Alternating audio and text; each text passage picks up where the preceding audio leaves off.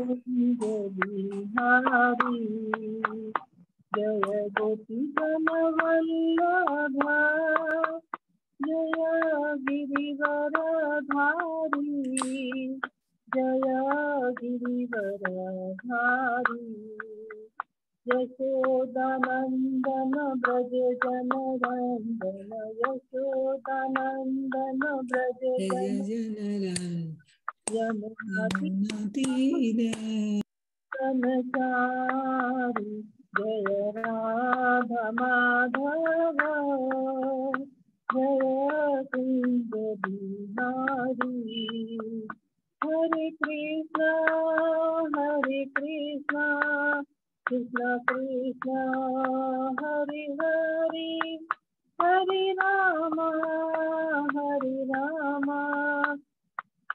राम राम हरे हरे हरे कृष्ण कृष्ण कृष्ण हरे हरे हरे राम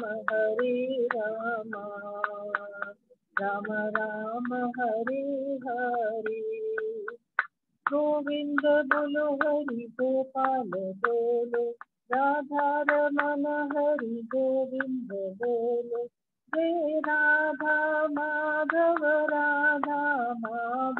राधे जय राधा गोविंद राधे जय राधा श्याम सुंदर राधे जय राधा मधुसूदन राधे जय गौरानिताई जय गौरानिताई जय गौरानिताई निताई गौर हरि बोल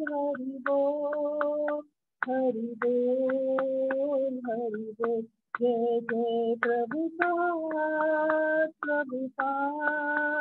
जय जय गुरुदेव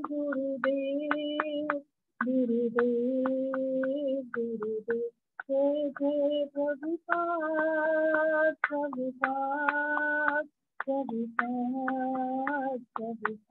हरे नाम संकीर्तन की जय श्री प्रभुपाद की जय। हरि बोल। बहुत बहुत धन्यवाद अनीता मंडेलिया माता जी, बहुत ही सुंदर कीर्तन कराने की, और सभी भक्तों ने बहुत अच्छे से कीर्तन किया। सबको बहुत बहुत धन्यवाद। हरे कृष्णा। अभी हम लोग मंगलाचरण करेंगे। हरे कृष्णा। मीनू माता जी, संतोष माता जी, सबको, केसी पंडित प्रभु, सबको मेरा दंडवत प्रणाम। हरे कृष्णा प्रभु जी। हरे कृष्णा प्रभु जी। ओम अज्ञानतिमिरान्धस्य ज्ञानाञ्जनशलाकया चक्षुरुन्मीलितं येन तस्मै श्रीगुरुवे नमः। श्री चैतन्य मनोभीष्टं स्थापितं येन भूतले स्वयं रूप कदा मह्यं ददाति स्वपदान्तिकं। वन्देऽहं श्रीगुरु श्रीयुतपदकमलं श्रीगुरु वैष्णवांच श्रीरूपं साग्रजातं सहगना रघुनाथं वितं तं सजीवं स्वादेतं सावभूतं परिजं सहितं कृष्ण चैतन्य देवं श्री राधा कृष्ण पादान सहगना ललिता श्री विशाखावितांत च। नमो विष्णुपादाय कृष्ण पृष्ठाय भूतले श्रीमते भक्ति वेदांत स्वामिन इति नामने। नमस्ते सरस्वती देवे गौरवाणी प्रचारिणे निर्विशेषा शून्यवादी पाश्चात्य देश तारिणे। वांछा कल्पतरुभ्यः कृपा सिन्धुभ्य एव च पतितानां पावनेभ्यो वैष्णवेभ्यो नमो नमः। नमो महावदान्याय कृष्ण प्रेम पदायते कृष्णाय कृष्ण चैतन्य नामने गौरत्पिषे नमः। हे कृष्ण करुणा सिंधु दीन बंधु जगतपते गोपेश गोपिका कांत राधा कांत नमस्तुते। तप्त कांचन गौरांगी राधे वृंदावनेश्वरी विषभानुसुते देवी प्रणमामि हरिप्रिये। नीलांचल निवासाय नित्याय परमात्मने बलभद्र सुभद्रायां जगन्नाथाय ते नमः। जय श्री कृष्ण चैतन्य प्रभु नित्यानंद श्री अद्वैत गदाधर श्रीवासादि गौर भक्तबिंद। मुखम करोति वाचालम पंगुलंगे गिरिम यत्कृपातमं वन्दे श्री गुरुमदीनतारिणं परमानंद माधवम श्री चैतन्य ईश्वरम। हरे कृष्णा कृष्णा कृष्णा हरे हरे, हरे राम राम राम हरे हरे। श्री श्री मंगलाचरण की जय, शिला प्रभुपाद की जय। हरे कृष्णा। आज के इस श्रीमद् भागवतम कक्षा में हम सभी भक्तों का हार्दिक स्वागत करते हैं। मेरा सभी भक्तों के चरणों में कोटि कोटि दंडवत प्रणाम। भगवान श्री कृष्ण गुरु आचार्य साधु की कृपा से हम सब भक्त लोग मिल कर करके कई दिनों श्रीमद् भागवतम का अध्ययन कर रहे हैं, पाठ कर रहे हैं। अभी हम लोग कल 14 अध्याय में प्रवेश किए थे, भगवान श्री कृष्ण का अंतर्धान होना, और हम लोगों ने कल ही चैप्टर 13 भी कंप्लीट किया, 13 तक कंप्लीट किया। तो जस्ट हम लोग पुनरावृत्ति करेंगे। हम बद्ध जीव हैं, अच्छा रहेगा यदि 2 मिनट में इसका रिपीटेशन। तो प्रथम कैंटो के प्रथम अध्याय के प्रथम श्लोक में हरे कृष्णा प्रभु जी, भगवान श्री कृष्ण के 7 एस्पेक्ट के बारे में बताया गया। बहुत ही पावरफुल है, उसको हमेशा हम लोग यदि हो सकता तो पढ़ेंगे। और उसी प्रकार दूसरे श्लोक में श्रीमद् भागवतम के एस्पेक्ट के बताया गया है, किस प्रकार वो हमारे 3 तापों को, हमारी भौतिक आसक्ति को नष्ट कर देता है।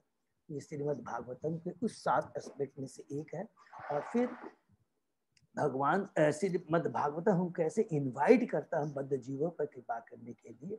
और उसके बाद में जो 6 प्रश्न सौनक ऋषियों ने, नेमिष रैन के जो ऋषियों ने सुत गोस्वामी से किए थे, उन 6 प्रश्न का कितना सुंदर ढंग से सुत गोस्वामी उत्तर देते हैं।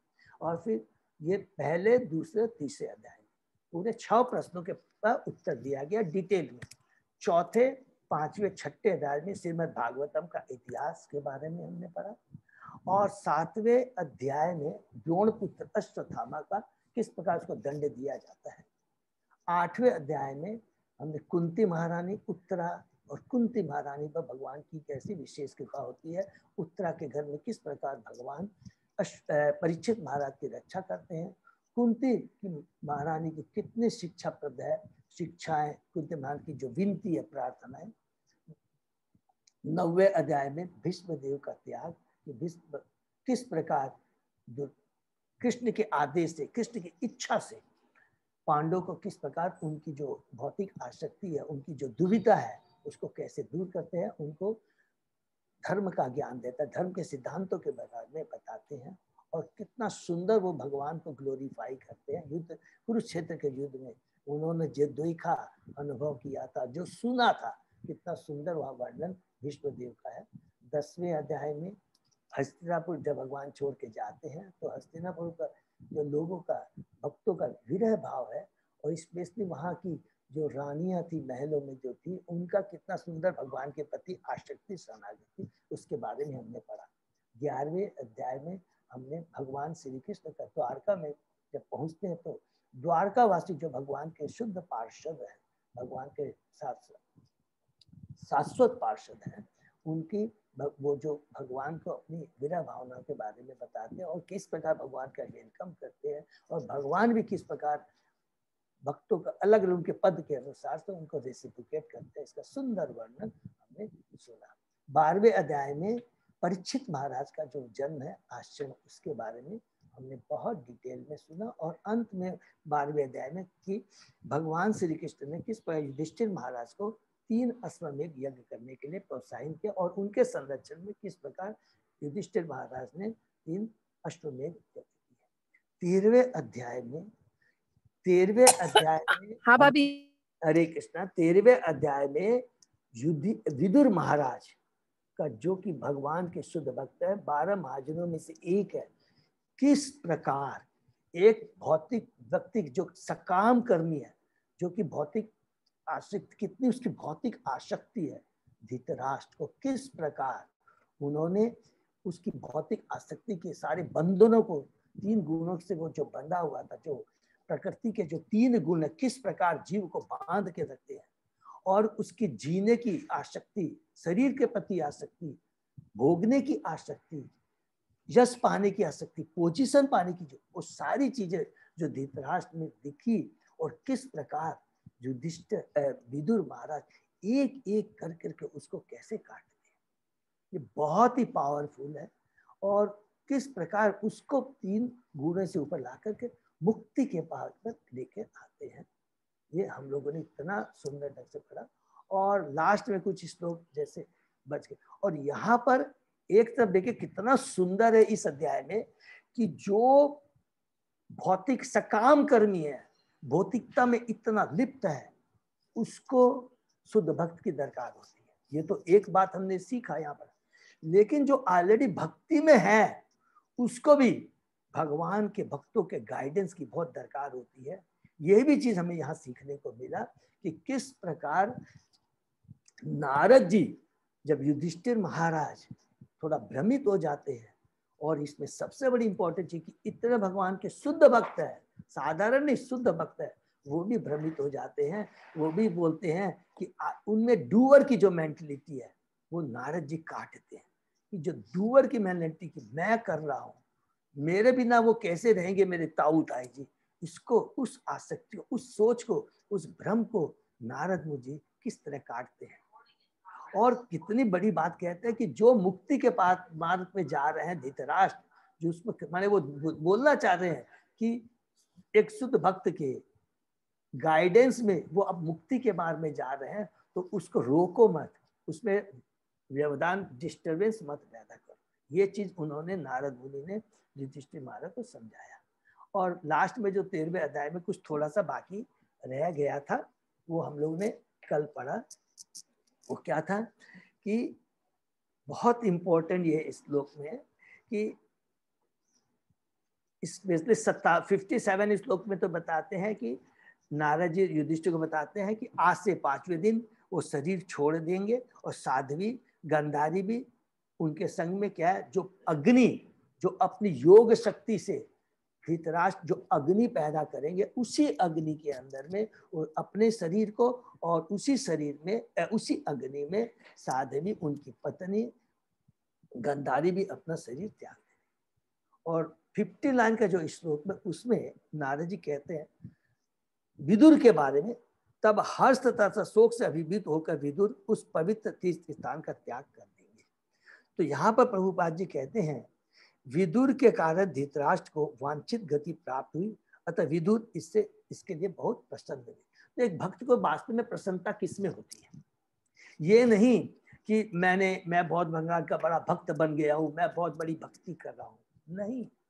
उसको खुशी उसमें होनी चाहिए जिसमें भगवान की खुशी है।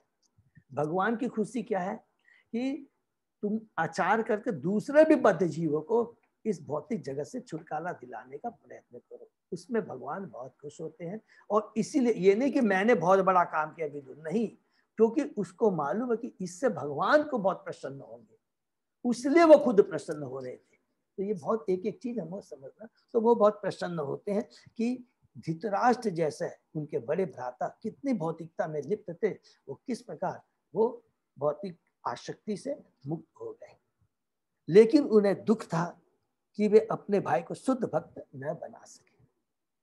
तो अल्टीमेटली तो यही रहता है कि किस प्रकार भगवान से जोड़ा जाए, खोया हुआ जो हमारा संबंध है भगवान से जोड़। लेकिन वो भौतिकता में इतने लिप्त थे, तो धीरे देखिए ये भौतिक बंधन का आवरण है।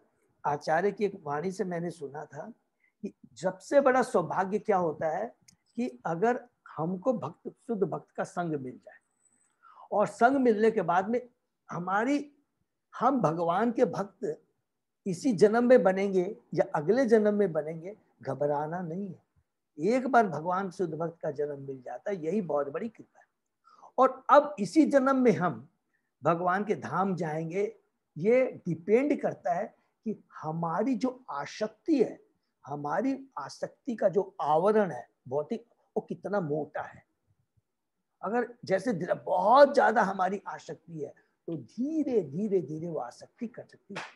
लेकिन एक बार वो आसक्ति भगवान ट्रैक में आ जाता है, लाइन पे आ जाता है, भक्तों का सब मिल जाता है, तो इस जन्म में नहीं तो अगले जन्म में, नहीं तो तीसरे जन्म, चौथे जन्म में वो धीरे धीरे आसक्ति कट कर करके हम तीनों गुणों से ऊपर। तो कभी कभी इसमें हमको घबराना नहीं है कि नहीं वो तो इतना अच्छा भक्त क्यों बह गया, मैंने, ये हमारे कर्म के अनुसार हमारी कितनी बड़ी आसक्ति है, सारा ये भगवान उसको एसेस करता है, उसी के अनुसार में धीरे धीरे हमारा प्योरिफिकेशन होता है और बहुत बड़ी कृपा होती है। और हमारी इच्छा शक्ति, जिसको बोलते हैं ना कि अल्प स्वतंत्रता का यदि हम पूर्ण सदुपयोग करते हैं, पूर्ण रूप से भगवान में आसक्त हो जाते हैं, जैसे खंडमांग महाराज, ये अलग अलग होता है तो वो एक अलग, ये हमारे ऊपर निर्भर। लेकिन फिर भी अगर हमारे प्रारब्ध इतने कठोर है कि वो हमको भक्ति नहीं करने दे रहे हैं, अलग अलग बहुत सारी दुविधा है, तो घबराना नहीं है, खाली ये चिंता रखनी है कि हमारी भक्ति में कोई रुकावट, इंटरप्शन या स्टॉप नहीं हो जाए, ये बहुत इम्पोर्टेंट। और उसके लिए शुद्ध भक्ति दरकार। तो यहाँ पर एक तरह से विदुर जी बहुत खुश हुए। क्यों खुश हुए? कि इतना भौतिकता में आसक्त था, जो अपमान सह करके भी, और जिनके प्रति उन्होंने अत्याचार किया था धृतराष्ट्र पांडुपुत्र के, उन्हीं के रोटी के टुकड़े पर वो पल रहा है। कितनी बड़ी बात, ये कठोर बात उन्होंने कही थी।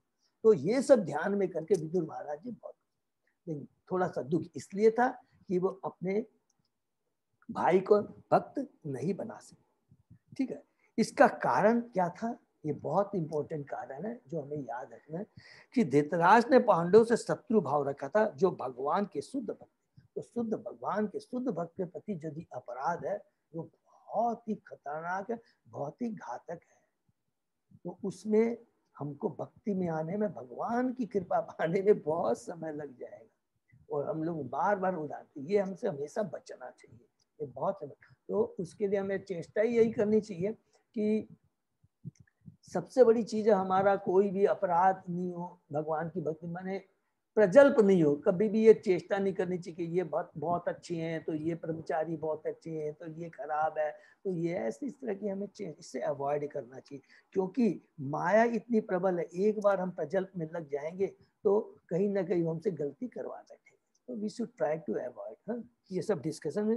तो वैष्णव के चरण कमलों में किया गया अपराध भगवान के चरण कमलों पर किए गए अपराध से ज्यादा घातक है। ये देखिए कितनी इंपॉर्टेंट बात है। भगवान अमरीश महाराज का याद है ना, तो भगवान के प्रति यदि कोई अपराध करता है तो भगवान उसको स्वीकार कर लेते हैं, लेकिन भक्त के प्रति यदि कोई अपराध होता है तो उसको माफ करना भगवान के बस में नहीं है। उसी भक्त के पास जाकर करके हमें उससे क्षमा मांगनी चाहिए। तो यहाँ पर एक क्या शिक्षा मिलता है, कभी भी हमसे कोई भी गलती हो जाए, किसी भक्त के चरणों में अपराध हो जाए, तो ये सबसे एकदम सिंपल तरीका क्या है जो यहाँ से एक शिक्षा मिल रही है कि उसी भक्त के पास जाके उनको चरणों में अपने को समर्पित कर करके उनसे क्षमा मांगनी चाहिए। और एक बार वो क्षमा कर देंगे तो भगवान ऑटोमेटिक क्षमा, और कोई दूसरा उपाय नहीं। अगर हम सोचेंगे कि हम बहुत वो कुछ कर ले, नहीं होगा, नहीं। तो उनसे हमें क्षमा मांग लेना चाहिए। ठीक है, अतः धृतराष्ट्र केवल प्रभु जी 10 नाम अपराध में सबसे पहला अपराध ही यही है प्रभु जी। हाँ माता, निंदा करना, महाभागवतों की निंदा करना, महाभागवतों की निंदा करना, जिन्होंने अपना जीवन भगवान के नाम के प्रचार में समर्पित। ठीक है माता, बिल्कुल एकदम सही कही। अतः धृतराष्ट्र को केवल मुक्ति पद प्राप्त हुआ। तो मुक्ति पद का प्राप्त सबको क्लियर हो गया ना, तीन माने भौतिक आसक्ति से वो मुक्त हो गए, माने जो तीनों गुणों से ऊपर हो गए, उनका कोई भी अटैचमेंट इस भौतिक जगत से, भौतिक जीत की संपत्ति से, भौतिक जगत के लोगों से, अपने परिवार से, संबंधियों से वो एकदम मुक्त हो गए। और यही सबसे इंपॉर्टेंट चीज है। लेकिन मुक्ति is not sufficient. Chaitanya Mahaprabhu का मुक्ति ये सब क्या है? पिशाची नहीं है। तो यहाँ लेकिन मुक्ति पाना अटैचमेंट बहुत जरूरी है। तो मुक्ति के बाद में ज्ञानियों को भी मुक्ति मिलती है, लेकिन इनकी जो मुक्ति है यहाँ पर जो है, धृतराष्ट्र को जो मुक्ति मिली है और जो ज्ञानियों को जो मुक्ति मिलती है, थोड़ा सा फर्क है। ज्ञानी चूंकि क्या है, वो भगवान के साकार रूप में विश्वासी, वो क्या है, केवल बहुत तपस्या कर करके तीन गुणों से ऊपर होकर के भौतिक रथ को त्याग कर करके जाके ब्रह्म ज्योति में मिल जाते हैं। और जो भगवान के धीरे धीरे टच में आकर कर करके जैसे जब उनका प्योरिफिकेशन होता है और जब वो मुक्ति उनको जब वो मिलती है, तीनों गुणों से ऊपर हो जाते हैं, तो धीरे धीरे उनको बाद में वो भगवान की भक्ति जरूर प्राप्त होती है। क्योंकि यही प्रभुपाद जी ने भी लिखा है, ऐसे अनेक मुक्त जीवन के बाद, ऐसे अनेक मुक्त जीवन के बाद ही भक्ति की अवस्था प्राप्त होती है। अगर किसी वैष्णव के चरणों में अपराध होता है, लेकिन भक्ति जरूर मिल जाती है। क्यों मिल जाती है? क्योंकि उसने भगवान के भक्तों का संग किया था। ये बहुत इंपॉर्टेंट है। और ठीक है, तो धृतराष्ट्र को भी क्या हुआ था? शुरू में उनको क्या हुआ? डिटैचमेंट हुआ, कंप्लीट डिटैचमेंट हो गया। और उसके बाद उनको ये ज्ञान हो गया कि मैं शरीर नहीं, मैं आत्मा हूँ, मैं भगवान का अंश हूँ। तो जैसे प्रभुपाद जी ने लिखा था ना कि वो परमेश्वर से अभिन्न, परमेश्वर से अपने को अभिन्न समझता है। इसका मतलब क्या हुआ कि मैं भी आत्मा हूँ, परमेश्वर भी आत्मा है। तो गुणों में हम दोनों एक समान है। वो मालिक है और मैं सेवक। तो ये सारे भाव उसके अंदर में आ जाते हैं और धीरे धीरे वो भक्ति कर करके इस जन्म में नहीं तो दूसरे जन्म, तो वो अवश्य भगवान की शुद्ध भक्ति प्रेम, मान शुद्ध भगवान का शुद्ध प्रेम प्राप्त करता है। तो ये हमने चैप्टर 13 में किया था। और चैप्टर 14 में हमने स्टार्ट किया था भगवान श्री कृष्ण का अंतराल। इसमें हमने देखा, पढ़ के जो भी हम भी भक्त पढ़ेंगे, इसमें शीर्षक तो लिखा हुआ है भगवान श्री कृष्ण का अंतर्धान होना, लेकिन मेनली यहाँ पर मैंने देखा, यहाँ पर जो व्यासदेव जी ने मेंशन किया कि जब भगवान इस धरा पे नहीं रहते, इन एब्सेंस ऑफ कृष्णा, उसका क्या इफेक्ट होता। बहुत ही पावरफुल यहाँ पर लिखा है कि भगवान श्री कृष्ण रहते हैं तो सब सकुण रहते हैं, पॉजिटिव फीलिंग रहती है। और जब भगवान नहीं रहते, भगवान के भक्त नहीं रहते हैं, तो सारे अपशकुन नजर आते हैं। और हमने देखा भी है, चैतन्य महाप्रभु का जब जन्म होता है, माने अपीयर करते हैं, कृष्ण भगवान इस धरा पे आते हैं, उसमें हमने पढ़ा है संपूर्ण वातावरण एकदम आनंदमय बन जाता है। नदियां उछलना शुरू करती हैं, लहरें हो जाती हैं, फूल लहला रहे हैं, पेड़ पत्ते लहला रहे हैं, चारों तरफ पक्षियां गुणगान कर रहे हैं, ऐसा वातावरण हो जाता है। और जब भगवान नहीं रहते हैं, जहाँ पर भगवान की भक्ति नहीं होती है, उस समय वातावरण टोटली नेगेटिव हो जाता है। ये सारी चीजें इस 14वें अध्याय में हमें सुनने को मिलेगी। तो हमने कल क्या पढ़ा था कि सुत गोस्वामी ने कहा भगवान श्री कृष्ण तथा अन्य मित्रों को देखने तथा भगवान से उनके अगले कार्यकलापों को जानने के लिए अर्जुन द्वारका गए। कुछ समय बीत जाने के बाद जब अर्जुन नहीं लौटे तो महाराज युधिष्ठिर को कुछ अपशकुन दिखने लगे जो अत्यंत भयानक थे। तो वो इंडिकेशन क्या दे रहा था कि यहाँ पर लिखा युधिष्ठिर महाराज ने कि महाराज जी को भगवान श्री कृष्ण के अंतर्धान होने की आशंका उत्पन्न हो गई। और उसके लक्षण क्या थे? जब भगवान श्री कृष्ण उपस्थित थे तो उस समय युधिष्ठिर महाराज के राज्य में देखिए शांति तथा संपन्नता का सारा साज समान, विशेष रूप से धर्म तथा ज्ञान अपनी चरमावस्था में था। जिस प्रकार चमकते सूर्य की उपस्थिति में सर्वत्र प्रकाश झलमलाता रहता है। तो यह सारी चीजें थी। तो युधिष्ठिर महाराज के जो कार्य में कोई भी परिवर्तन नहीं था, वो तो हमेशा शुद्ध भक्त थे और पूरा निष्काम भाव से, बिना किसी पर्सनल स्वार्थ के, बिना किसी अटैचमेंट के वो राज्य चला रहे थे। तो ये अचानक कैसे हो गया? तो यहाँ पर प्रभुपाद जी कह रहे हैं वो इसलिए हो गया क्योंकि उनको समझ में आ रहा था कि अभी भगवान श्री कृष्ण यहाँ से अंतर्धान हो सके, इसलिए सारे अपशकुन नजर आ रहे हैं। फिर युधिष्ठिर महाराज ने देखा कि काल की गति बदल गई है और यति भयावह था। ऋतु संबंधी नियमितताओं में विक्रम हो रहा है। सामान्य लोग अत्यंत लालची, क्रोधी तथा धोखेबाज हो चुके हैं। सभी लोग जीविका के लिए अनुचित कार्य करना शुरू कर देंगे। ये बहुत इंपॉर्टेंट चीज बताया कि देखिए जब कलयुग का ये इंडिकेशन होता है, जो हम लोगों ने पढ़ा था, तो याद भी करेंगे कलयुग के दोष क्या हो जाते हैं कि हम जो रजोगुण की भावना है बहुत बढ़ जाती है, संतोष की भावना है वो कम हो जाती है। बिकॉज ऑफ द हमारी चेतना में सत्वगुण से अगर रजोगुण में प्रभाव बढ़ता है, उस समय क्या होता है, जो संतोष की भावना रहती है वो धीरे धीरे खत्म हो जाती है, लोभ बढ़ जाता है, क्रोध बढ़ जाता है। इतना ही नहीं, और आगे क्या बढ़ा है कि सामान्य लेन देन में, व्यवहार में, पति पत्नी में, भाइयों में, बंधुओं में भी खटास आ जाती है, वो भाव नहीं रहता है। वो एकमात्र एक ही चीज करते होता है क्या? जब रजोगुण का प्रभाव, और जब रजोगुण का प्रभाव तो गुण का प्रभाव होता है, तो हम अपने को क्या बोलेंगे? हम अज्ञानता में हैं। सिंपल, ये होता अज्ञानता की चलते। और अगर इस सबको लास्ट में प्रभुपाद जी कहते हैं कि अतः इस अज्ञानता को हटाने के लिए विशेषकर इस अधोगति के युग में, माने कल युग के युग में, श्रीमद् भागवत रूपी प्रबल सूर्य अपना प्रकाश विकसित करने के लिए उपलब्ध है और भगवान की भक्त और भगवान की भक्ति उपलब्ध है।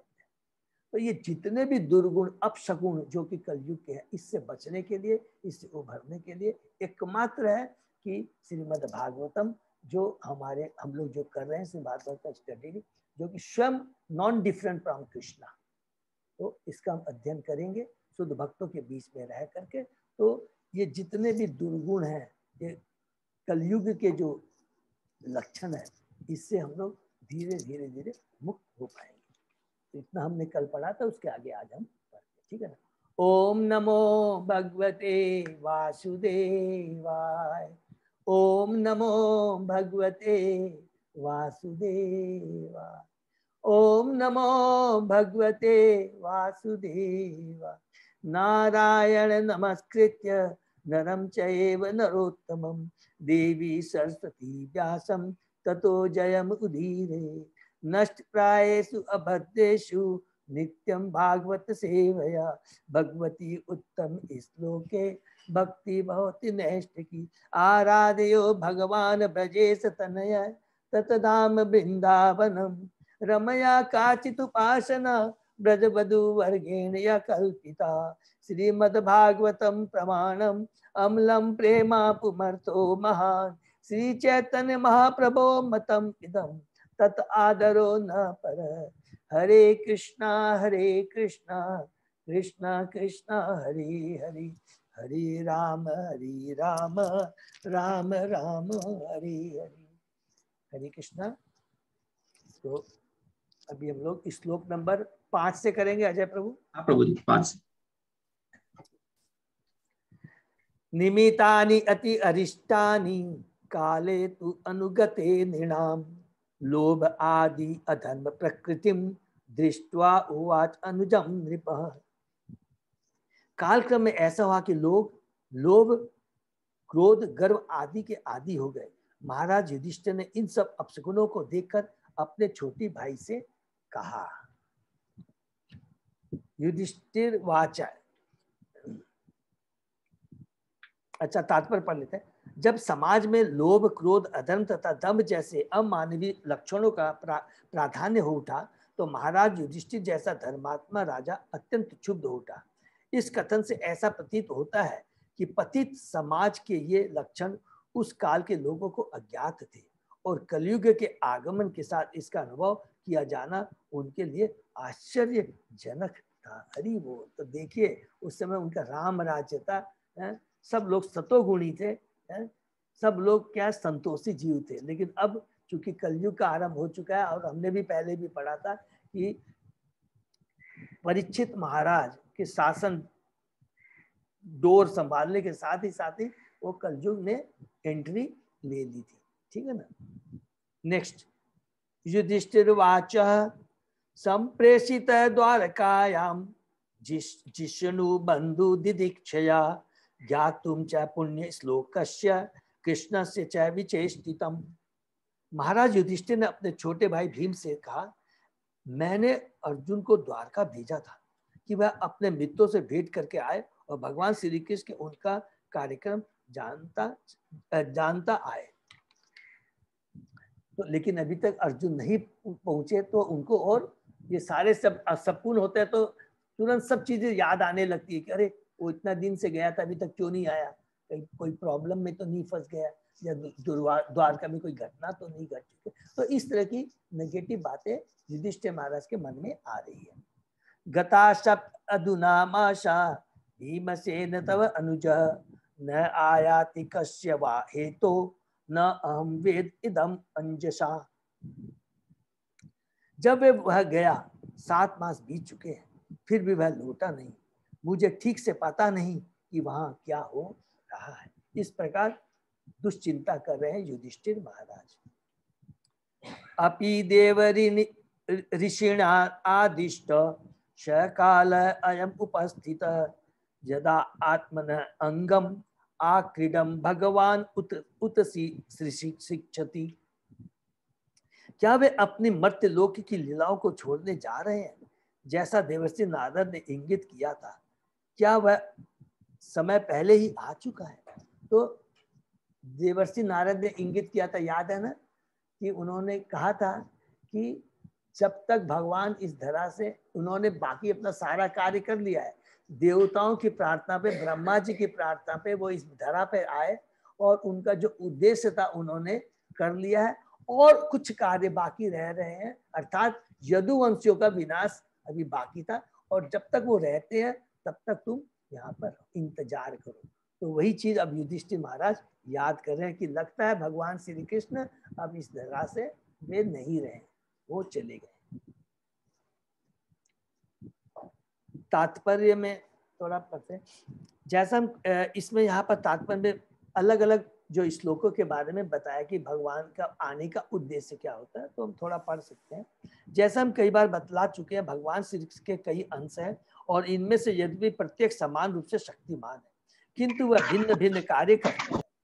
भगवत गीता में भगवान के कई तरह के कथन हैं और इनमें से प्रत्येक कथन विभिन्न अंशों या अंशों के लिए है। उदाहरणार्थ भगवत गीता में भगवान श्री कृष्ण कहते हैं, हे भारत, जब भी और जहां भी धर्म का पतन तथा अधर्म की प्रधानता होती है तब तब मैं अवतरित होता हूँ। गीता के हमने 4थे अध्याय में 4थे श्लोक में, उसी प्रकार 7वें श्लोक में हमने पढ़ा कि परित्राणाम माने जनों का उद्धार करने के लिए।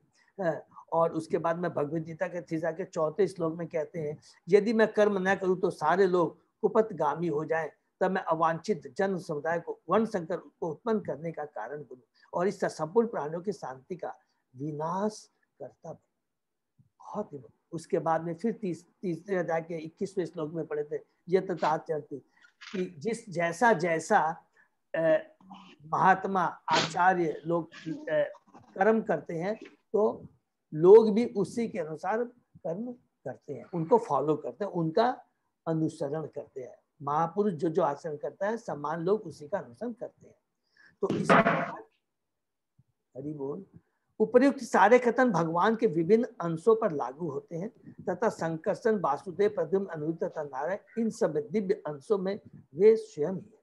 फिर भी श्री कृष्ण के रूप में भगवान अपने विभिन्न कोटि के भक्तों से विभिन्न प्रकार का दिव्य आदान प्रदान करते हैं, तो भी भगवान कृष्ण यथारूप में ब्रह्मा के प्रत्येक 24 घंटे में माने एक दिन में प्रत्येक ब्रह्मांड में एक बार दिखलाई पड़ते हैं और उनकी दिव्य लीलाएं प्रत्येक ब्रह्मांड में क्रम से दिखलाई पड़ती है, माने प्रत्येक ब्रह्मांड में। किंतु अनजाने व्यक्ति के लिए भगवान कृष्ण, भगवान वासुदेव आदि के कार्य जटिल समस्याएं बन जाते हैं। साक्षात भगवान तथा भगवान के दिव्य शरीर में कोई भी अंतर नहीं है, क्योंकि उनका कोई भी भौतिक शरीर नहीं है।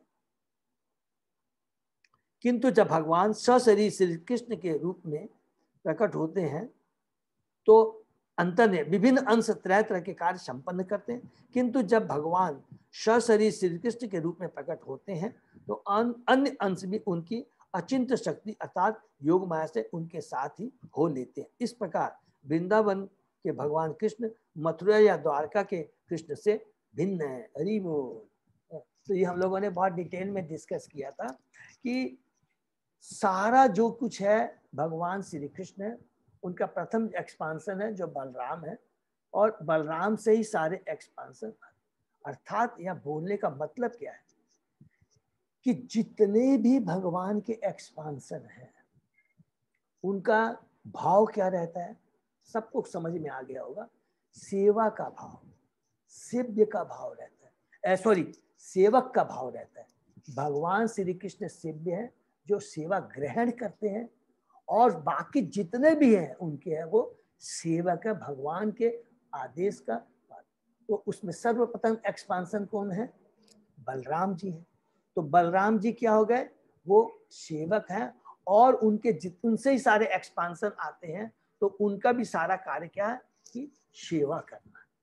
जितने भी भगवान के आदेश को पूरा करने के लिए भगवान श्री कृष्ण अपने अलग अलग अंश अवतार में यहाँ आते हैं, और जिनका सबका उद्देश्य रहता है कि भगवान श्री कृष्ण के आदेश को पूरा करना। सिंपल अभी हमने देखा था पुरुषावतार भी है, तो पुरुषावतार आके क्या करते हैं? वो तो भगवान का आदेश है ना, क्या?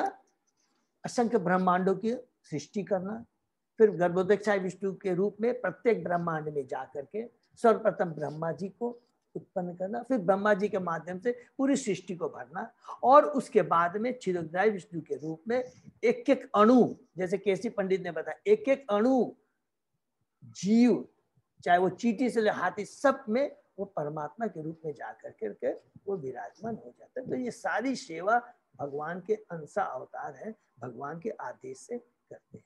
लेकिन भगवान श्री कृष्ण, हमने पढ़ा था ब्रह्मा जी की एक दिन में केवल एक ही बार आते हैं, क्योंकि ब्रह्मा जी की एक दिन की आयु कितनी होती है? 1000 चतुर्युग।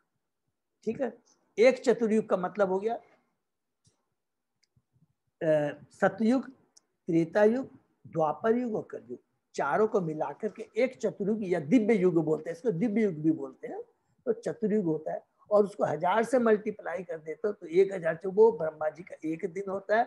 और ब्रह्मा जी की एक दिन में 14 मनु आते हैं। सर्वप्रथम जैसे स्वयंभू मनु है, ऐसे 14 मनु आते हैं, और एक मनु की राज्य करने की अवधि कितनी हो गई? 1000 चतुर्युग डिवाइडेड बाई 14, अर्थात करीब करीब 71 दिव्य चतुर्युग होता है। और उस 71 के जो 28वां, 27 की 28वां जो चतुर्युग होता है, उसके अंदर में अर्थात भगवान श्री कृष्ण इस धरा पे आते हैं। तो 7वां जो मनुवंतर विवस्वान जो हमने जिसका थोड़ा सा लिख लेंगे, बहुत कॉम्प्लिकेटेड नहीं है, तो उसमें भगवान आते हैं 7वें मनवंतर में, और जिसको 71 चतुर्युग राज्य करना पड़ता है, उसके 28वें चतुर्युग में भगवान श्री कृष्ण आते हैं, और उसी में चैतन्य महाप्रभु भी आते हैं। तो ये बहुत बड़ी बात है कि हम बड़े भाग्यशाली हैं कि अभी जो चल रहा है 7वां ही मनवंतर चल रहा है, और इसी मनवंतर में भगवान श्री कृष्ण आए थे, जिस मनवंतर में अभी हम यहाँ पर आके भक्ति कर रहे हैं। ठीक है ना? नेक्स्ट, यस्मात् न संपद राज्यम दारा प्राणा कुलम प्रजा आसन सपन्न विजय लोका च यत अनुग्रहात्। केवल उन्हीं से हमारा राशि ऐश्वर्य, अच्छी पत्नियां, जीवन, संतान, प्रजा के ऊपर नियंत्रण, शत्रुओं पर विजय तथा उच्च लोकों में भावी निवास सभी कुछ संभव हो सका है। यह सब हम पर उनकी अहितों की कृपा के कारण। हरि बोल। तो ये देखिए, जो शुद्ध भक्त है वो हमेशा ये रियलाइज करता है कि जो भी एक जीव में जो कुछ भी है, जो शक्ति है, धन है, यश है, जो कुछ भी है, उसके पीछे भगवान श्री कृष्ण ही है। तात्पर्य में हम थोड़ा सा पढ़ लेते हैं, 20 से शुरू करते हैं, 6 लाइन के बाद में। भगवान के आशीर्वाद के साथ साथ निजी श्रम तो होना ही चाहिए, किंतु भगवान के आशीर्वाद के बिना केवल श्रम से कोई सफलता नहीं मिलती। तो हमने पढ़ा था कि जीव को अल्प स्वतंत्रता प्राप्त है। बहुत इंपॉर्टेंट पॉइंट हम याद करेंगे। तो अपनी अल्प स्वतंत्रता का वो सदुपयोग भी कर सकता है और दुरुपयोग भी कर सकता है। तो वो कर क्या सकता? केवल वो डिजायर कर सकता है, इच्छा व्यक्त कर सकता है, लेकिन उस इच्छा को पूर्ति करने के लिए और 2 चीज की दरकार होती है। इंग्रेडिएंट की दरकार होती है, सामान की दरकार होती है, कुछ इंग्रेडिएंट इनपुट्स की दरकार होती है, जो भगवान के आदेश से प्रकृति हमें प्रदान करती है। और दूसरा भगवान का सेंसन। तो भगवान जब तक सेंसन नहीं करते हैं, न तो प्रकृति की ताकत है और न हमारी ताकत है कि वो काम एग्जीक्यूट हो जाए। तो ये भगवान की इच्छा के, इसलिए कहते हैं भगवान की इच्छा के बिना पत्ता नहीं। तो हमारा कर्तव्य क्या है? केवल डिजायर करना। तो डिजायर क्या है? भगवान की भक्ति की डिजायर करना, भगवान के भक्तों के एसोसिएशन के लिए डिजायर करना। ये हमारे हाथ में, बाकी सब कृष्णा के हाथ में। तो यही चीज युधिष्ठिर महाराज यहाँ पर रियलाइज करें, और यही चीज हमको याद होगा जब हम चैप्टर 8 में पढ़ रहे थे कुंती महारानी की प्रार्थना। कुंती महारानी कितनी बढ़िया बात बोलती है, उसको हम लोग याद करेंगे। कुंती महारानी कहती है कि हे कृष्णा, जब पांडव, हमारे मेरे बच्चे इतने दिन तक तो इतनी तकलीफ पाए हैं, इतने दिन तक तो तकलीफ पाए हैं, और अब जब उनको राज भोगने का सुख का अवसर आया तो आप छोड़ के चले जा रहे हैं। तो भगवान बोलते हैं, अरे तुम्हारे पास में जैसा अर्जुन जैसा धनुधर बेटा है, भीम जैसा शक्तिशाली बेटा है, तो फिर क्या दरकार है। तो वो बोलती है कुंती कि ये जो कुछ भी है ये केवल आपका ही प्रभाव है, ये सब कुछ आपका ही शक्ति है, सब कुछ आप ही। तो सेम चीज युधिष्ठिर महाराज यहाँ याद करो, ये हम सबको याद रखना है कि हमारे पास जो कुछ भी है, सब कुछ भी है, वो भगवान की कृपा है, और उसका हमको अपनी भोग के लिए नहीं, अपनी इंद्रिय तृप्ति के लिए नहीं करना है, कृष्ण की इंद्रिय तृप्ति के लिए ही करना है। ठीक है, तो इंद्र भगवान कृष्ण के लिए कार्य करेंगे तो क्या हम बंधन से मुक्त हो जाएंगे, और अपने भोग के लिए कार्य करेंगे तो और बंधन में और जकड़ते चले जाएंगे। यही भक्ति का राज है। ठीक है ना।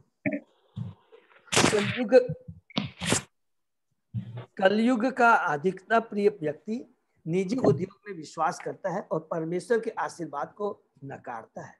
यहाँ तक कि भारत के एक महान सन्यासी ने शिकागो में दिए गए अपने भाषण में परमेश्वर के आशीर्वादों का विरोध किया, लेकिन जहाँ तक वैदिक शास्त्रों का संबंध है, जैसा कि श्रीमद् भागवत के पृष्ठों में देखा जाता है, सभी प्रकार की सफलता का अंतिम अधिकार परमेश्वर के हाथों में रहता है। महाराज युधिष्ठिर इस सत्य को अपनी निजी सफलता के प्रसंग में स्वीकार करते। अतः अच्छा हो यदि ऐसे महान राजा तथा भगवत भक्त के पद चिन्हों पर चलकर जीवन को सफल बनाया जाए। यदि भगवान की मर्जी के बिना कोई सफलता प्राप्त कर ले तो कोई भी चिकित्सक वैद्य अपने रोगी को चंगा करने में असफल न हो। हरि बोल। कितनी बढ़िया बात लिखे हैं कि कोई डॉक्टर, कोई वैद्य, कोई आयुर्वेद का जितना भी स्पेशलाइज हो, अगर वो अपनी मेहनत से, अपनी बुद्धि से अगर अपने रोगी को बचा सकता तो बचा क्यों होता है। एक करोड़पति अरबपति बाप का बेटा अपने पास सारी सुविधा बेस्ट हॉस्पिटल में डालता है, लेकिन उसके बावजूद उसके सामने उसका संबंधी क्यों मर जाता है। कई लोग तो बोलते हैं कि देखो इसके पास पैसे की कमी थी इसलिए मर गया। वो एक पक्ष हमने देखा, लेकिन दूसरा पक्ष के बारे में हमने कभी रियलाइज किया कि जिसके पास सारी संपत्ति है, सब कुछ होते हुए सामने हो जाए। अब सोचिए, just I would like to share, मैं एक सेकंड, मैं I was with Basant Kumar Birla के सामने मैंने देखा था आदित्य विक्रम बिरला, उन्होंने क्या नहीं किया। इन लंदन में मैंने कुछ भी, जो भी पैसा पानी की तरह रहता है सब कुछ किया, लेकिन वो नहीं बचा सके। ये सब देख तो हाँ, भगवान की इच्छा के बिना कुछ नहीं हो सकता। आज हम अभी देख रहे हैं करुणा में, ठीक है, लोगों के पास, सबके पास पैसे सब कुछ भी है, लेकिन क्या वो बचा पा रहे हैं मृत्यु से? नहीं। हमको ये एक्सेप्ट करना पड़ेगा। कम से कम अभी तक जिसको नहीं समझ, तो जो अभक्त है उनको तो कम से कम ये रियलाइजेशन होना चाहिए कि इस सृष्टि के पीछे, हमारे सुख दुख के पीछे एक ही जन का हाथ है, एक कोई शक्ति है, वो है भगवान श्री कृष्ण। ध्रुव महाराज को हम देख सकते हैं। ध्रुव महाराज ने, भगवान छोटा सा बालक 5 साल का है, वो भगवान की भक्ति करता, भगवान आते हैं। उसने पहले भगवान को नहीं देखा था, केवल नारद मुनि ने बताया था ओम नमो भगवते वासुदेव का तुम मंत्र जाप करो। भगवान आते हैं, लेकिन उसको मालूम नहीं कि मैं भगवान को कैसे, भगवान को प्रार्थना करूं। तुरंत जब उसकी इच्छा होती है, भगवान अपना शंख उसके मस्तिष्क पर लगाते हैं और फटाफट वो भगवान को ग्लोरीफाई करना शुरू कर देता है। ये कहाँ से आया? ये भगवान की कृपा। और भगवान ने स्वयं गीता में सर्वस्य चाम यदि सन मत स्मृति ज्ञानम पोहनम छे, 15 के बाद भगवान सब जगह चीज को बोलते हैं, लेकिन हम भूल जाते हैं। तो यही चीज युधिष्ठिर महाराज यहाँ पर याद करते हैं। ठीक है, किंतु कभी कभी अत्यंत निराशा रोगी बिना किसी उपचार के आश्चर्यजनक रूप में चंगा हो जाता है। और कभी कभी देखिए, बिना कोई उपचार के भी वो चंगा हो जाता है। कभी कभी हमने पढ़ा कि 12 साल का बच्चा है, कोरोना से मर गया। और कभी भी खबर में आती है कि 95 साल के बुढ़े ने कोरोना पर विजय प्राप्त की। ये सब भगवान की कृपा है। अतः निष्कर्ष यह निकला कि सारी घटनाएं, चाहे अच्छी हो या बुरी, भगवान की मर्जी के कारण ही घटती है। किसी भी सफल व्यक्ति को अपनी सफलता के लिए भगवान के प्रति कृतज्ञता का अनुभव करना चाहिए। कि हे भगवान, हर क्षण हमें भगवान को याद करना है। हर चीज में हम जल पीते हैं, भोजन करते हैं, कोई भी कार्य करते हैं, उसमें भगवान को केंद्र में रख करके हम कार्य करेंगे तो हमें क्या होगा, दो चीज होगी उसमें। एक तो आसक्ति पैदा नहीं होगी, फल की कभी इच्छा नहीं होगी। हाँ, जो कृष्ण कर रहे हैं वो करेंगे। और क्या होगा, हमेशा उत्साह बना रहेगा। उत्साह माने कैसा है कि खराब भी हो गया, सक्सेस नहीं हो तो भी कोई दुख नहीं है, सक्सेस हो गए तो भी बहुत ज्यादा खुश नहीं होंगे। You will become totally indifferent. ये बहुत बड़ी कृपा है अगर हम भगवान को केंद्र में रख करके कोई भी कार्य करते हैं। नेक्स्ट, पश्य उत्पातान नरव्याध्र दिव्यान भौमान स देहिकान दारुणान संसत अदुरात भयम न बुद्धि मोहनम। हे व्याघ्र पुरुष, जरा देखो तो, माने भीम को कह रहे हैं युधिष्ठिर महाराज, हे व्याघ्र पुरुष, जरा देखो तो कि देवी प्रभाव पृथ्वी की प्रतिक्रियाओं तथा शारीरिक वेदनाओं के कारण उत्पन्न कितनी कितनी आपदाएं हमारी बुद्धि को मोहित करके निकट भविष्य में खतरे की सूचना दे रही है। तो देखिए यहाँ पर सब अपशकुन जो है युधिष्ठिर महाराज वो देख रहे हैं, रियलाइज कर रहे हैं। तात्पर्य, सभ्यता की भौतिक उन्नति कहता है तीन प्रकार की आपदाओं की प्रगति जो दैविक, दैहिक, मानसिक तथा भौतिक प्रतिक्रियाओं के कारण है। नक्षत्रों के दैविक प्रभाव से अनेक विपत्तियां आती है, जैसे अत्यधिक गर्मी, सर्दी, वर्षा या सूखा तथा इनके कारण जन्य दुर्भिक्ष, रोग तथा महामारी। इन सब का सम्मिलित फल होता है शारीरिक तथा मानसिक क्लेश। मानवकृत भौतिक विज्ञान इन तीन प्रकार की विपदाओं का सामना करने के लिए कुछ भी नहीं कर सकता, जो कि आज हम अनुभव करते हैं। आदि दैविक, आदि भौतिक और आदि आध्यात्मिक। कोई भी साइंटिस्ट, कोई भी मानव शक्ति इसका उपचार नहीं कर सकती है। अकाल आ रहा है, हम प्रेडिक्ट कर सकते हैं, मौसम विभाग ये कर देता है कि ठीक है ये अभी ये आने वाला, तूफान आने वाला है, यस आना, अम्फान आने वाला है, लेकिन रोकने की ताकत कृष्णा के छोड़ के किसी के पास नहीं है। ये सब परमेश्वर की अध्यक्षता में माया की पराशक्ति द्वारा दंड स्वरूप है। अतः भक्ति द्वारा भगवान के साथ निरंतर संपर्क हमें अपने मनुष्योचित कर्तव्य पालन से विचलित हुए बिना राहत प्रदान कर सकता है। देखिए, विचलित हुए बिना राहत प्रदान करते हैं, बहुत बड़ी बात है। विपत्ति जो लिखी है हमारे भाग में है वो आना है, आएगी। भक्त हो या अभक्त हो, पांडव के संग में भी आई है, नारद मुनि के संग भी आई कि जो 5 साल की उम्र में, छोटी उम्र में अपनी माँ को खो दी, सबके संग में आती है। लेकिन जो भगवान पे आश्रित रहता है, जिसको मालूम है कि भौतिक जगह दुख मामू पे दुखालय अशाश्वत, जिसको मालूम है वो विचलित नहीं होगा। ये बहुत इंपॉर्टेंट बात है, ठीक है, क्योंकि वो मेंटली प्रिपेयर रहता है, उसको ज्ञान है, वो अज्ञानता में नहीं है, उसको ज्ञान है कि ये भौतिक जगत में तो होगा ही। If you are mentally prepared कि हाँ मेरे पास ये आने वाली है, अगर कोई चीज आपके पास अचानक आती है, लेकिन अगर आपको मालूम पड़े कि नहीं ये चीज आ सकती है, तो उस समय क्या है, हम विचलित कम होंगे। वी आर मेंटली प्रिपेयर्ड रहते हैं, ठीक है ना। फिर भी असुर जन जो ईश्वर के अस्तित्व पर विश्वास नहीं करते, इन तीनों आपदाओं का सामना करने के लिए निजी योजनाएं बनाते हैं, अतः वे हर बार असफल होते हैं। भगवत गीता में स्पष्ट कहा गया कि भौतिक शक्ति की परीक्षा को कभी जीता देवी हेसा गुणमयी मम माया दुरत्या मामेव ये प्रतिदंते माया। क्योंकि तीनों गुण बांधने वाले, इन्हें वे ही जीत सकते जिन्होंने भक्ति भाव से भगवान के चरण कमलों की शरण ग्रहण कर ली है। हरि बोल। तो बहुत इंपॉर्टेंट यहाँ पर रूपाजी तात्पर्य हमें बताते हैं। उरु अचि वा हव मह्यम स्फुरन्ति अंग पुनः पुनः वे पतु च अपि हृदय आरात दास्यन्ति विप्रियम। मेरे शरीर का माया भाग, मेरी जांघें, भुजाएं तथा आंखें बार बार फड़क रही है, भय से मेरा हृदय धड़क रहा है, ये सब अनिष्ट घटना को सूचित करने वाले हैं। तो यहाँ पर अलग अलग बता रहे हैं कि किस किस तरह के जो सिम्टम हो रहे हैं, तो अशुभ जो सिम्टम होते हैं, तो यहाँ थोड़ा सा पढ़ सकते हैं। यह संसार अनिष्टों से परिपूर्ण है, जिन वस्तुओं को हम नहीं चाहते वे ही किसी पराशक्ति द्वारा हम पर लाद दी जाती है, और हम यह नहीं देख पाते कि ये अनिष्ट प्रकृति के 3 गुणों के चंगुल में। हरि बोल।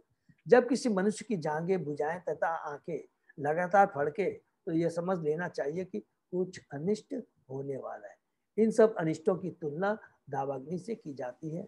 जंगल में कोई आग लगाने नहीं जाता, अपितु यह आग स्वतः लगती है, जिससे जंगल के जीवों को अकल्पनीय विपत्तियां सहनी पड़ती।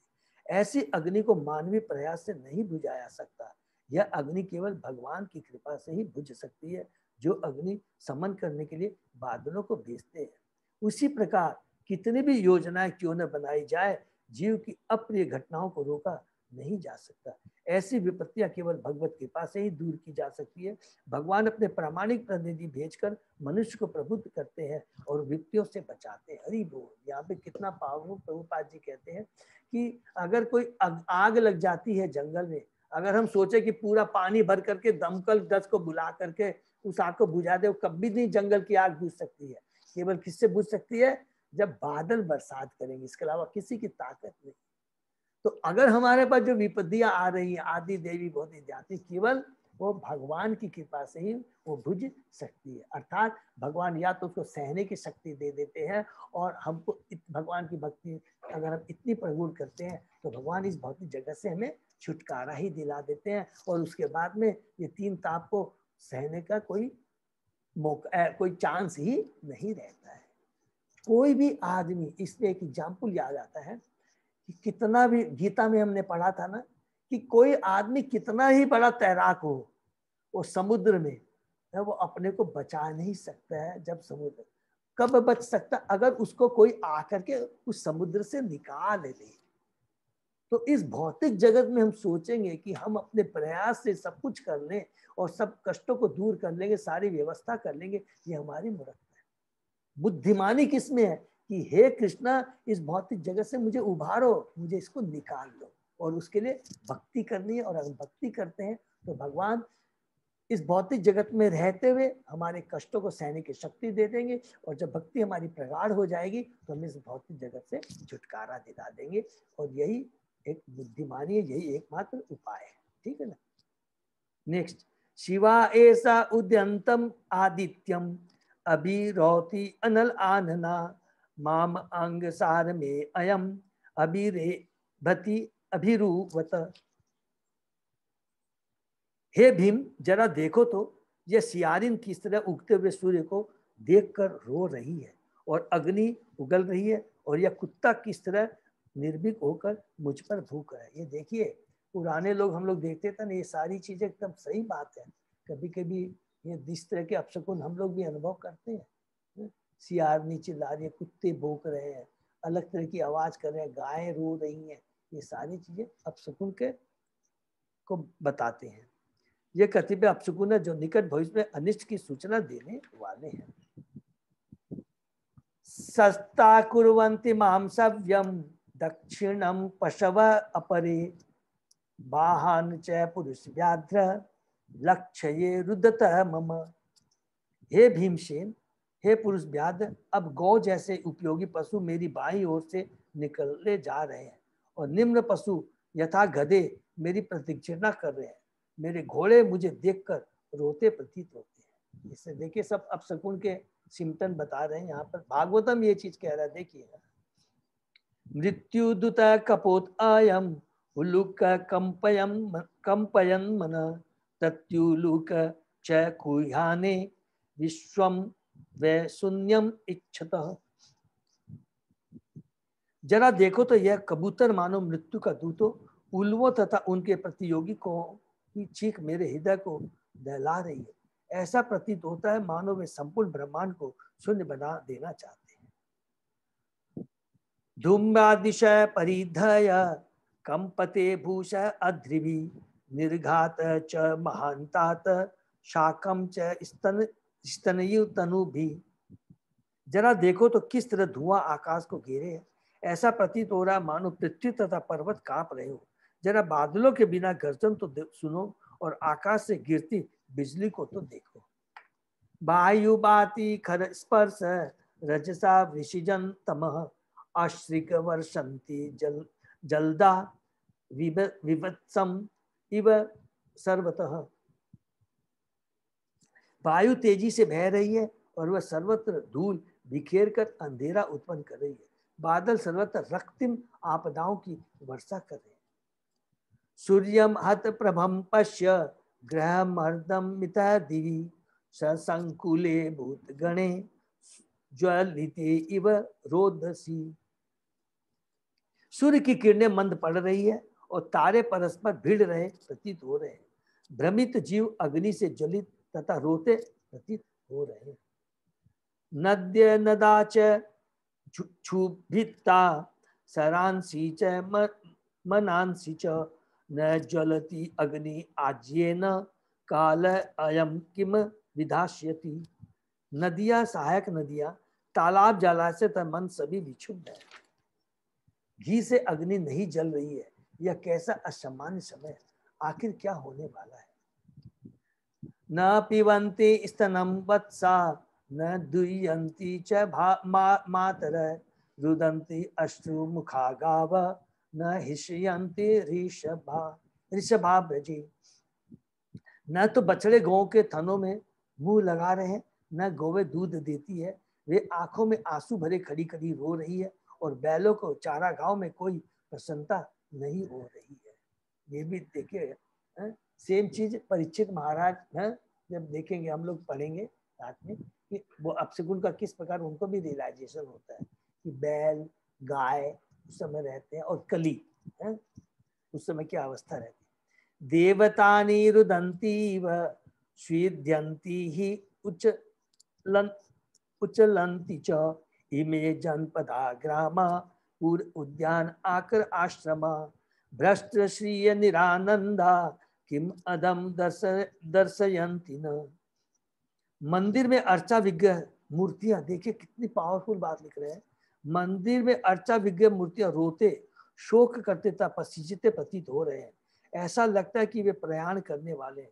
सारे नगर, ग्राम, कस्बे, बगीचे, खाने तथा आश्रम अब सौंदर्यहीन तथा समस्त आनंद से रहित है।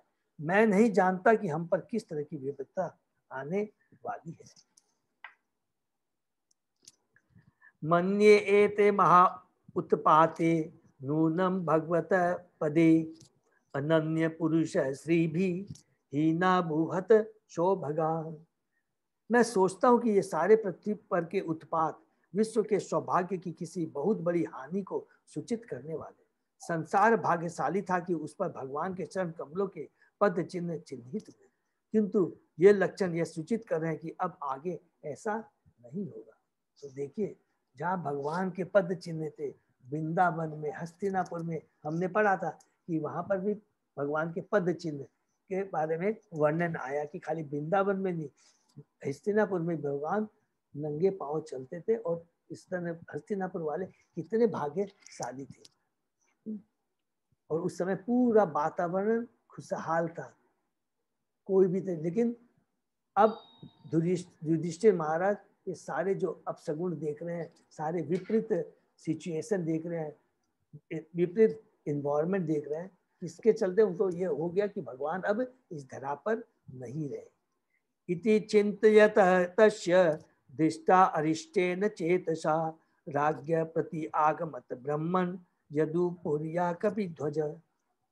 हे ब्राह्मण शौनक, जब महाराज युधिष्ठिर उस समय पृथ्वी पर इन अशुभ लक्षणों को देख रहे थे तो अपने मन में इस प्रकार सोच रहे थे, तब अर्जुन यदियों की पूरी द्वारका से वापस आ गए। हरि बोल। अब यहाँ पर 7 महीने के बाद में अर्जुन यहाँ द्वारका से यहाँ पर हस्तिनापुर में आए हैं और फिर आगे वो बताएंगे कि द्वारका में क्या हुआ। तो हम लोग यहीं पर विराम दे सकते हैं। तो ये यहाँ पर जो कि हमने डिस्कस किया कि वास्तव में अभी तक भगवान के अंतर्धाम के बारे में यहाँ पर नहीं कंफर्म हुआ युधिष्ठिर महाराज को, जबकि उनको पूरा आभास हो गया है। और ये तो यही चीज देखिए, ये कितना बड़ा हमारा रियलाइजेशन, हम स्वतः अपने जीवन में इस चीज को रियलाइज करते हैं। लेकिन यहाँ भागवतन से पढ़ने के बाद में हमें समझ में आता है कि जहाँ भगवान की कृपा रहती है, भगवान के भक्त रहते हैं, जहाँ भक्ति होती है वहां पर मानसिक रूप से, हर रूप से हम लोग खुशहाल रहते हैं, कोई चिंता नहीं रहती है। लेकिन जहाँ भक्ति की कमी होती है, देखिए बहुत ध्यान से हम लोग डिस्कस करते हैं, सारे ऐश्वर्य हैं सब कुछ हमारे पास में है, धन है, मकान है, सब कुछ है, फिर भी हमको मन की शांति क्यों नहीं मिलती? तो शांति, आत्मा की शांति जो मिलती है तो किससे मिलती है? जिसके हम अंश हैं, जिनके हम अंश हैं, वो हमारे साथ में रहते हैं, मानसिक रूप से भी और फिजिकल रूप से।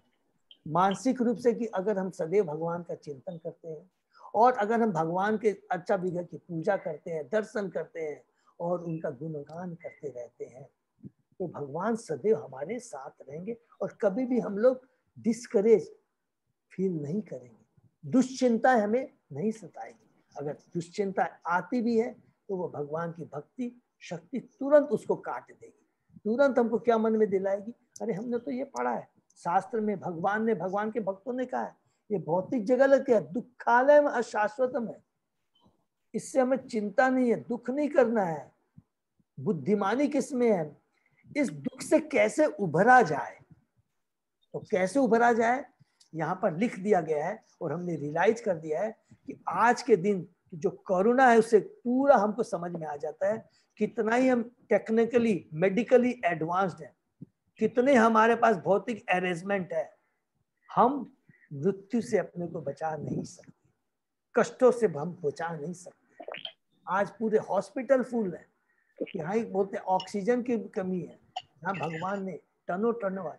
तो ये रियलाइज जब रहेगा तो हम कभी भी ये जो भौतिक उतार चढ़ाव दुख उससे हम लोग कभी भ्रमित और विचलित दुखित नहीं, बल्कि एक और भक्ति करने की शक्ति पैदा होगी। अरे भौतिक जगह इतना दुखालय है अशांत, तो हमें और भक्ति करनी चाहिए, जिससे भक्ति कर करके जल्दी से जल्दी हम इस भौतिक जगत से छुटकारा पा सकें।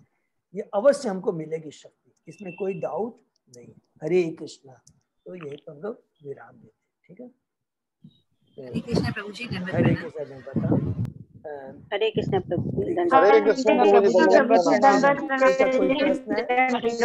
प्रभु जी दंडवत प्रणाम। थैंक यू माता जी। कृष्णा प्रभु जी प्रणाम। हरे कृष्णा प्रभु जी हरे कृष्णा प्रणाम। अजय प्रभु आज का कोई अनाउंसमेंट है क्या? हरे कृष्णा प्रभु जी दंडवत प्रणाम। हरे कृष्णा दंडवत प्रणाम। हरे कृष्ण प्रभु जी, हरे कृष्णा प्रभु जी हरे कृष्णा दंडवत। अजय प्रभु आज का कोई अनाउंसमेंट है कोई भी? अनाउंसमेंट ऐसा कुछ नहीं है मुझे, अपना जगन्नाथ उससे करना है तो कुछ बता सकते। हाँ बस प्रभु ने याद दिलाया था, तो जगन्नाथ का तो हम जो है 12 तारीख को है, जो हमने बताया था। हरे कृष्ण प्रभु जी दंडवत प्रणाम बोलते थे ना। और भगवान उसी दिन वहां से 3 अलवर्ट रोड से होकर करके गुरुसदे रोड जाएंगे और वहीं पर भगवान 9 दिन तक विराजमान करेंगे। और वहां पर हम लोग जा सकते हैं, सब लोग जा सकते हैं, थोड़ा सा एक विद सर्टेन रेस्ट्रिक्शन, वहां जाकर करके हम भगवान का दर्शन कर सकते हैं, जगन्नाथ बलदेव सुभद्रा महाराज का दर्शन कर सकते हैं, ठीक है। और अभी अच्छा हुआ अजय प्रभु ने याद दिलाया था मुझे सुबह में, इस संडे में हिज ग्रेस बलराम गोविंद प्रभु की क्लास है, ठीक है ना प्रभु जी। आज का क्लास एकदम बहुत अच्छा था। हरि बोल। हरे कृष्णा माता जी। ये भागवत में हम जितना भी पढ़ेंगे, जितना भी आगे चलते, देखिए भगवान की कृपा है। और मैं सब भक्तों को धन्यवाद देता हूँ, हम सब भक्त लोग, भगवान की बहुत बड़ी कृपा है। सब भक्त अगर इसी तरह जुड़े रहेंगे तो ये कथा जुड़े रहेंगे, यस, चलती रहे, बस हम लोग एक दूसरे को मदद करते थे आध्यात्मिक दृष्टि से। बाकी हम कुछ नहीं करते। देखिए अच्छा, सबसे बड़ी चीज क्या है कि जो मोस्ट पावर थिंग है जिससे छुटकारा पा सकता है, हर व्यक्ति एक दूसरे को कर सकता है, हर जीव। लेकिन अगर हम चाहे कि भौतिक दृष्टि से मैं इसका कल्याण कर दूं, मैं इसका भाग्य बदल दूं, इसके बाद कर दूं, वो हम नहीं कर सकते। इसलिए नहीं कर सकते क्योंकि वो बेकार है, भगवान की वो बेकार। उसके लिए हमें हरे कृष्ण प्रभु, हरे कृष्ण प्रभु जी, हरे कृष्ण प्रभु जी, हरे कृष्ण हरे कृष्ण प्रभु जी। वो वहाँ से रथ यात्रा निकलेगी क्या? अल्बर्ट रोड से गुरुसदे रोड तक रथ यात्रा निकलेगी क्या? नहीं प्रभु, थोड़ी रथ यात्रा निकलेगी, लेकिन सब भक्तों से कहना है कि मेरे को जो बोला गया है कि उसमें नहीं आना है, उसमें अच्छा ठीक, वो पुलिस के एस्कॉर्ट में ही जाएगी, वो तो उसके लिए उतना नहीं। फिर भी मैं रिक्वेस्ट करूंगा, अगर होगा तो मैं जरूर बताऊं। अभी तक बता दीजिएगा, अगर रथ यात्रा जैसे निकले तो बता दीजिएगा, उतना ही अपने चल लेंगे। हाँ, ये अभी तक लेकिन यही है कि हम लोगों को गुरुसदे रोड में ही जा करके दर्शन करना चाहिए, ठीक है ना? अच्छा ठीक है। हरे कृष्णा, हरि बोल। हरे कृष्णा प्रभु। हरे कृष्णा, दंडवत प्रणाम प्रभु। हरे कृष्ण प्रभु, दंडवत प्रणाम। हरे कृष्णा, दंडवत प्रणाम प्रभु। हरे कृष्णा। सही भक्तों का बहुत बहुत धन्यवाद। मीनू माता जी। हरे कृष्णा। हरे कृष्ण प्रभु जी। तो आज का सेशन अपने ये विराम देते हैं। सही भक्तों का बहुत बहुत धन्यवाद। अगर किन्हीं कोई प्रश्न होता है तो फिर कल डिस्कस करते हैं। हरि बोल।